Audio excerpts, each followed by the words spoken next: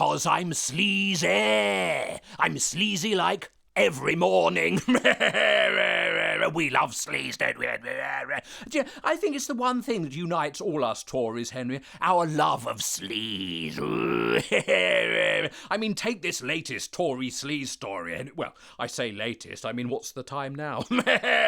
There'll be another one along any minute. But it's got something for everyone, hasn't it, Henry? A Tory MP, rent boys, criminals, being held captive, boozing, vomiting, soft furnishings, and the misuse of election funds. It could be the most Tory sleaze story of all time, Henry. Although looking at the details, Henry, it doesn't seem like much of a scandal, really. It just sounds like any one of BJ's bunga parties. Good old BJ, he's our Caesar of sleaze, isn't he, Henry? Good old BJ. If he was PM, he would say, oh, don't suspend the whip. I'll just tell everyone that I consider the matter closed and we'll move on. But to be fair, Henry, this sort of thing could happen to any one of us, wouldn't it, really?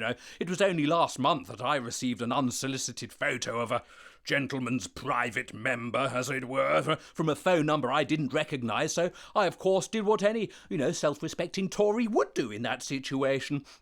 I immediately replied with a photograph of my Tory Todger and contact numbers of several Tory MPs. Well, that's just Tory security protocol, isn't it, Henry?